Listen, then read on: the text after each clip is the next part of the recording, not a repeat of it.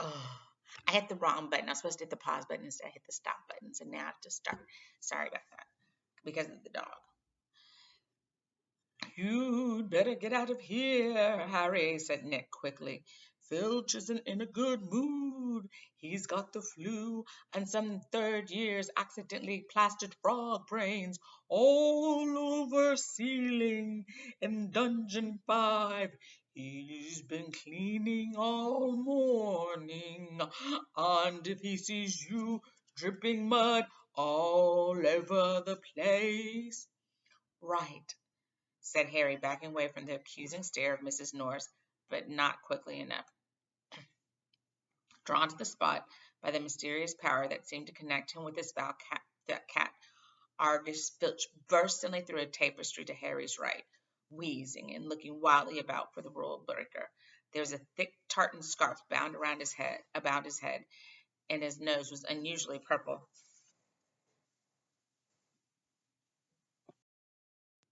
Okay, like I've said many a time, I live in a house with three other people and a dog. All right, so here we go again. And this time I found the pause button. Phil! He shouted, his jaws a quiver, his eyes popping alarmingly as he pointed at the muddy puddle that had dripped from Harry's Quidditch robes. Missy, Mom! Look everywhere! I've had enough of it. I tell you, follow me, Potter. So Harry waved a gloomy goodbye to nearly headless Nick and followed Filch back downstairs, doubling the number of muddy footprints on the floor. Harry had never been inside Filch's office before. It was a place most students avoided. The room was dingy and windowless, lit by a single oil lamp dangling from the low ceiling. A faint smell of fried fish lingered about the place. Wooden filing cabinets stood around the walls. From their labels, Harry could see that they contained details of every pupil Filch had ever punished. Fred and George Weasley had an entire drawer to themselves. A highly polished collection of chains and manacles hung on the wall behind Filch's desk. It was common knowledge that he was always begging Dumbledore to let him suspend students by their ankles from the ceiling. Filch grabbed a quill from a pot on his desk and began shuffling around looking for parchment. Ding! Dong! He muttered furiously. Great sizzling dragon bogies! Frog brains! Rot intestines! I've had enough of it! Make an example. Where's the form? Yes. He retrieved a large roll of parchment from his desk drawer and stretched it out in front of him, dipping his long black quill into the ink pot. Name? Harry Potter. Crime? It was only a bit of mud, said Harry. It's only a bit of mud to you. But to me, I think extra hours scrubbing, shouted Filch, shivering unpleasantly at the end of his bulbous nose. Crime before befouling the castle. Suggested sentence. Dabbing at his streaming nose, Filch squinted unpleasantly at Harry, who waited with bated breath for his sentence to fall. But as Filch lowered his quill, there was a great bang on the ceiling of the office, which made the oil lamp rattle. Peeves! Filch roared, flinging down his quill in a transport of rage. I'll have you this time! I'll have you! And without a backward glance at Harry, Filch ran flat-footed from the office, Mrs. Norris streaking alongside him. Peeves was a school poltergeist, a grinning airborne menace who lived to cause havoc and distress. Harry didn't much like Peeves, but couldn't help feeling grateful for his timing. Hopefully, whatever Peeves had done, and it sounded as though he'd wrecked something very big this time, would distract Filch from Harry. Thinking that he should probably wait for Filch to come back, Harry sank into a moth-eaten chair next to the desk. There was only one thing on it apart from his half-completed form, a large, glassy, purple envelope with silver lettering on the front. With a quick glance at the door to check that Filch wasn't on his way back, Harry picked up the envelope and read, Quick Spell, a correspondence course in beginner's magic. Intrigued, Harry flicked the envelope open and pulled out the sheet of parchment inside. More curly silver writing on the front page said, see, it's all really pretty. Feel out of step in the world of modern magic. Find yourself making excuses not to perform simple spells. Ever been taunted for your woeful wand work? There is an answer. Quick Spell is an all new, fail safe, quick result, easy to learn course. Hundreds of witches and wizards have benefited from the Quick Spell method. Madam Z. Nettles of Topsham writes, I had no memory for incantations, and my potions were a family joke. Now, after a quick spell course, I am the center of attention at parties, and friends beg for the recipe of my scintillation solution. Warlock DJ Prod of Didsbury says, My my wife used to stare at my feeble charms, but 1 month into your fabulous quick spell course, and I succeeded in turning her into yak. Thank you, quick spell. Bing. Fascinated, Harry thumbed through the rest of the envelope's contents. Why on earth did Filch want a quick spell course? Did this mean he wasn't a proper wizard? Harry was just reading Lesson 1, Holding Your Wand, Some Useful Tips, when shuffling footsteps outside told him Filch was coming back. Stuffing the parchment back into the envelope, Harry threw it back onto the desk just as the door opened. Filch was looking triumphant. That vanishing cabinet was extremely valuable, he was saying gleefully to Mrs. Norris. We'll have peas out this time. My sweet. His eyes fell on Harry and then darted back to the quick spell envelope, which Harry realized too late was lying 2 feet away from where it had started. Filch's pasty face went brick red. Harry braced himself for a tidal wave of fury. Filch hobbled across to his desk, snatched up the envelope, and threw it into a drawer. Have you? Did you read? He sputtered. No. Harry lied quickly. Filch's knobbly hands were twisting together. If I thought you read my private, not that it's mine, for a friend, be that as it may be. However, Harry was staring at him, alarmed. Filch had never looked madder. His eyes were popping. A tick was going in one of his pouchy cheeks, and the tartan scarf didn't help. Very well. Go, and don't breathe a word. Not that, however, if you didn't read. Go now. I have to write a Peeves report. Go! Amazed at his luck, Harry sped out of his office up to the corridor and back upstairs. To escape from Filch's office without punishment was probably some kind of school record. Harry! Harry! Did it work? Nearly Headless Nick came gliding out of a classroom. Behind him, Harry could see the wreckage of a large black and gold cabinet that appeared to have been dropped from a great height. I persuaded Peeves to crash it right over Filch's office, said Nick eagerly. Thought it might distract him. Was that you? Said Harry gratefully. Yeah, it worked. I didn't even get detention. Thanks, Nick. They set off up the corridor together. Nearly Headless Nick, Harry noticed, was still holding Sir Patrick's rejection letter. I wish there was something I could do for you about the headless hunt, Harry said. Nearly Headless Nick stopped in his tracks, and Harry walked right through him. He wished he hadn't. It was like stepping through an icy shower. But there is something you could do for me, said Nick excitedly. Harry, would I be asking too much? But no, you wouldn't want. What is it? Said Harry. Well, this Halloween will be my 500th death day, said Nearly Headless Nick, drawing himself up and looking dignified. Oh, said Harry, not sure whether he should look sorry or happy about this. Right. I'm holding a party down in one of the roomier dungeons. Friends will be coming from all over the country. It would be such an honor if you would attend. Mr. Weasley and Miss Granger would be most welcome too, of course, but I dare say you'd rather go to the school feast. He watched Harry on tenterhooks. No, said Harry quickly. I'll come. My dear boy, Harry Potter at my Deathday Party. And he hesitated, looking excited. Do you think you could possibly mention to Sir Patrick how Harry, frightening impressive you find me. Oh, of course, said Harry.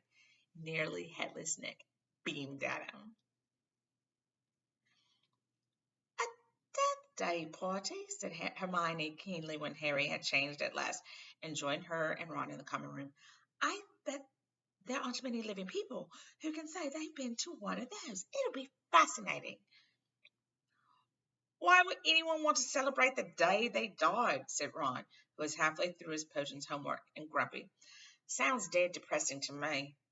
Rain was still lashing the windows, which were now an inky black. Rain was still lashing the windows, which were now inky black, but inside all looked bright and cheerful. The firelight glowed over the countless squashy armchairs where people sat reading, talking, doing homework, or in the case of Fred and George Weasley, trying to find out what would happen if you fed a filibuster firework to a salamander. Fred had rescued the brilliant orange fire-dwelling lizard from a care of magical creatures class, and it was now smoldering gently on a table, surrounded by a knot of curious people. Harry was at the point of telling Ron and Hermione about Filch and the Quickspell course when the salamander suddenly whizzed into the air, and emitting loud sparks and bangs, and it whirled wildly round the room. The sight of Percy bellowing himself hoarse at Fred and George, the spectacular display of tangerine stars showering from the salamander's mouth, and its escape into the fire, which accompanying explosions, drove both Filch and the Quickspell envelope from Harry's mind. By the time Halloween arrived, Harry was regretting his rash promise to go to the Death Day party. The rest of the school was happily anticipating their Halloween feast. The great hall had been decorated with the usual live bats. Hagrid's vast pumpkins had been carved into lanterns large enough for 3 men to sit in, and there were rumors that Dumbledore had booked a troupe of dancing skeletons for the entertainment. A promise is a promise, Hermione reminded Harry bossily. You said you'd go to the Death Day party. So at 7 o'clock, Harry, Ron, Hermione walked straight past the doorway to the packed great hall, which was glittering invitingly with gold plates and candles, and directed their steps instead toward the dungeons. The passageway leading to nearly headless Nick's party had been lined with candles too, though the effect was far from cheerful. There were long, thin, jet-black tapers, all burning bright blue, casting a dim, ghostly light even over their own living faces. The temperature dropped with every step they took. As Harry shivered and drew his robes tightly around him, he heard what sounded like 1,000 fingernails scraping an enormous blackboard. Ding!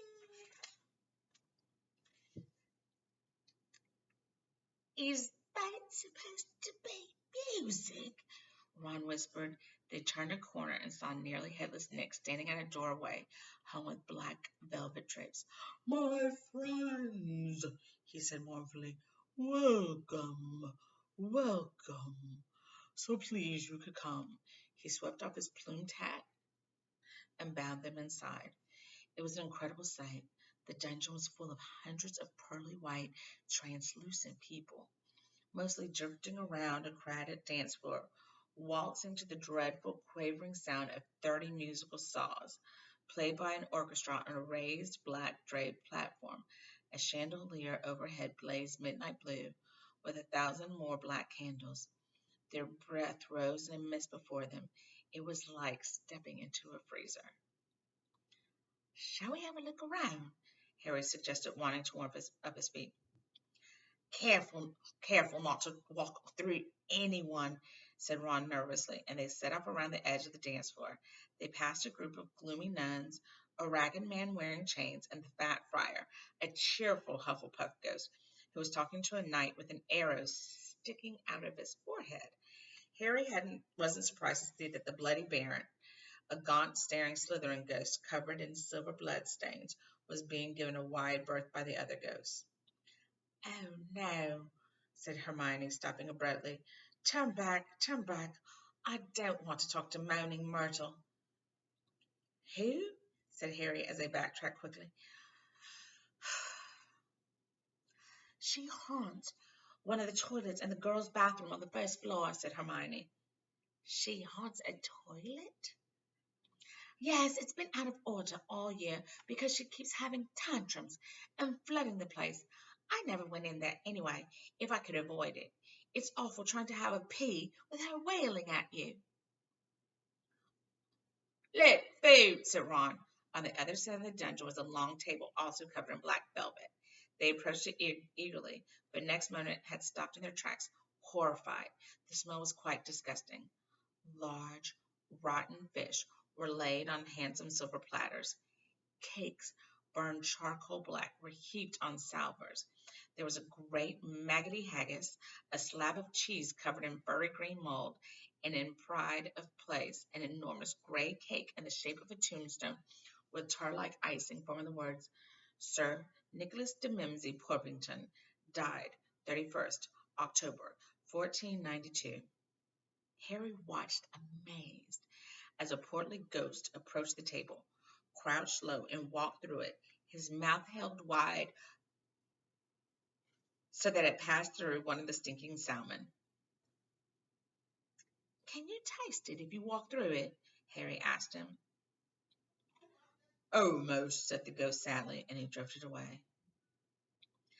I expect they've let it rot to give it a stronger flavor, said Hermione, now acknowledgeably, pinching her nose and leaning closer to look at the putrid haggis.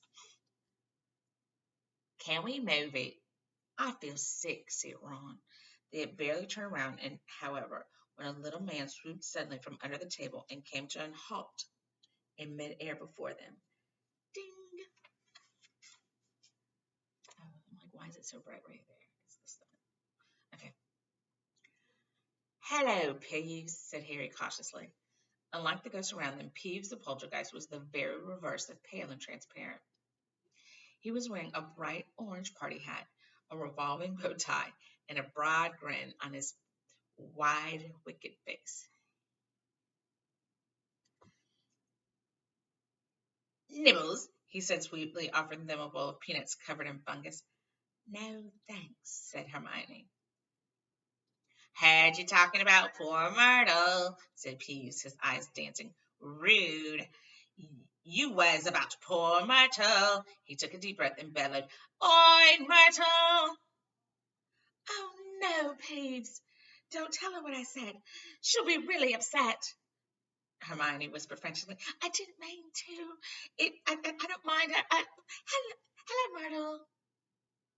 The squat ghost of a girl had glided over. She had the glummest face Harry had ever seen, half hidden behind lank hair and thick, pearly spectacles. What? She said sulkily. How are you, Myrtle? Said Hermione in a falsely bright voice. It's nice to see you out of the toilet. Myrtle sniffed. Miss Granger was talking about you, said Peeves slyly in Myrtle's ears. Just saying.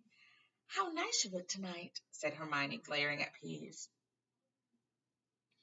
Myrtle eyed Hermione suspiciously. You're making fun of me, she said, silver tails welling rapidly in her small see-through eyes. No, honestly, didn't I just say how nice Myrtle's looking? Said Hermione, nudging Harry and Ron painfully in the ribs. Oh, yeah, she did. Don't lie to me, Myrtle gasped, tears now flooding down her face while Peeves chuckled happily over her shoulder. Do you think I don't know what people call me behind my back? That's Myrtle, ugly Myrtle, miserable, moaning, moping Myrtle. You've forgotten Pimply. Peeves hissed in her ear. Moaning Myrtle burst into anguished sobs and fled from the dungeon.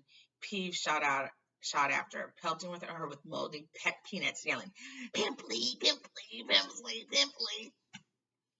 Oh, dear, said Hermione sadly. Nearly headless Nick now drifted toward them through the crowd. Enjoying yourselves? Oh, yes, they lied. Not a bad turnout, said Nearly Headless Nick proudly. The Wailing Widow came all the way up from Kent. It's nearly time for my speech. I better go and warn the orchestra. The orchestra, however, stopped playing at that very moment. They and everyone else in the dungeon fell silent, looking around in excitement as a hunting horn sounded. Oh, here we go, said Nearly Headless Nick bitterly. Through the dungeon wall burst a dozen ghost horses, each ridden by headless horsemen. They simply clapped wildly. Harry started to clap too, but stopped quickly at the sight of Nick's face. Bing! The horses galloped into the middle of the dance floor and halted, rearing and plunging. At the front of the pack was a large ghost who held his bearded head under his arm, from which position he was blowing the horn. The ghost leapt down, lifted his head high in the air so he could see over the crowd.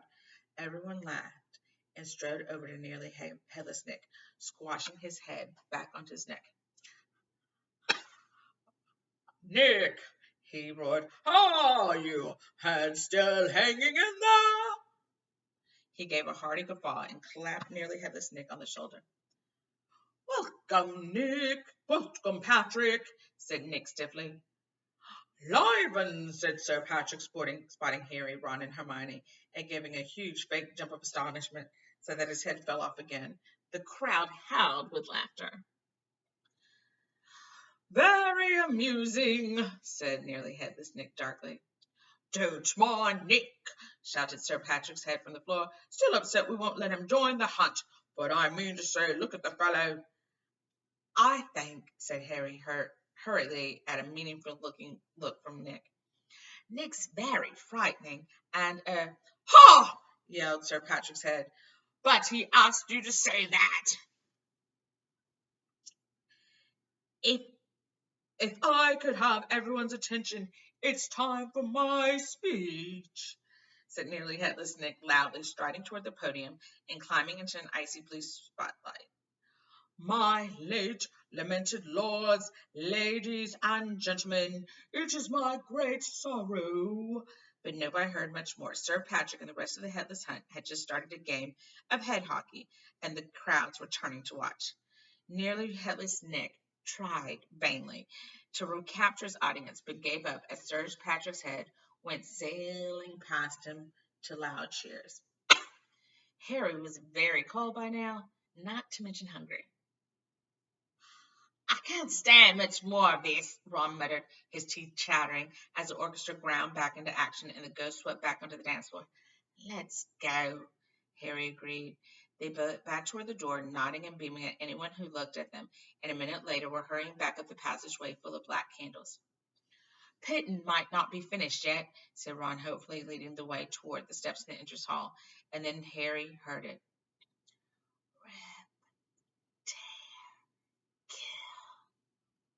It was the same voice, the same cold, murderous voice he had heard in Lockhart's office. He stumbled to a halt, clutching at the stone wall, listening with all his might, looking around, squinting up and down the dimly lit passageway. Harry, what are you? It's that voice again. Shut up for a minute. So hungry for so long. Listen, said Harry urgently, and Ron and Hermione froze, watching him.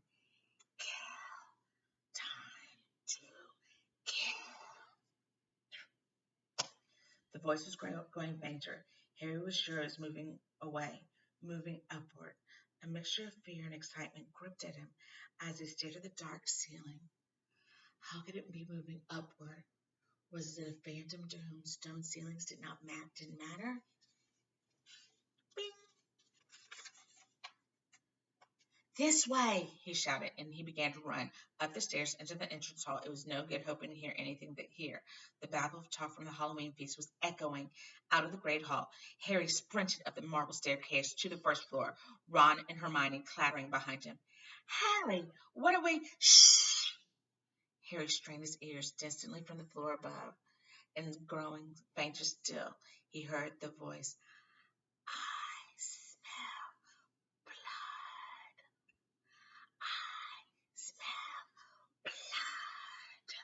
His stomach lurched.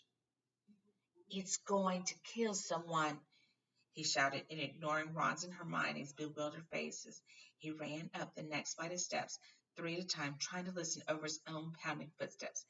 Harry hurtled around the whole of the second floor, Ron and Hermione panting behind him, not stopping until they turned a corner into the last deserted passageway.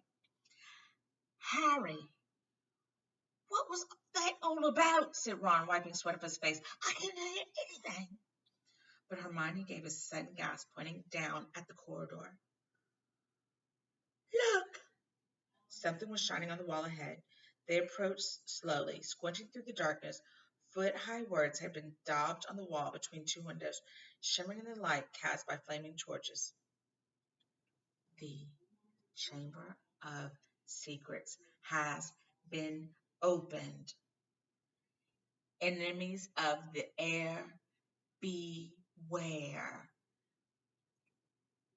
What's that thing hanging underneath? Said Ron, a slight quiver in his voice. As they edged nearer, Harry almost slipped. There was a large puddle of water on the floor. Ron and Hermione grabbed him, and they inched toward the message, eyes fixed on a dark shadow beneath it. All three of them realized what it was at once and leapt backwards with a splash. Mrs. Norris, the caretaker's cat, was hanging by her tail from the torch bracket. She was stiff as a board, her eyes wide and staring. For a few seconds they didn't move. Then Ron said, Let's get out of here. Should we try and help? Harry began awkwardly. Trust me, said Ron. We don't want to be found here. But it was too late. A rumble, as though of distant thunder, told them that the feast had just ended. From either end of the corridor where they stood came the sounds of hundreds of feet climbing the stairs and a loud, happy talk of well-fed people. Next moment, students were crashing into the passage from both ends. The chatter, the bustle, the noise died suddenly as the people in front spotted the hanging cat. Harry, Ron, and Hermione stood alone in the middle of the corridor as silence fell among the mass of students pressing forward to see the grisly sight. Then someone shouted through the quiet, Enemies of the air, beware! You'll be next, mud bloods. It was Draco Malfoy. He had pushed to the front of the crowd, his cold eyes alive. His usually bloodless face flushed as he grinned at the sight of the hanging, immobile cat. Bing! And that's the end of chapter 8. Have a great day. And make sure you get dressed. Please get out your pajamas, brush your teeth, wash your face, do all the things you need to do. But just don't stay in pajamas. That's like the worst thing you do. Get dressed. Have a good day.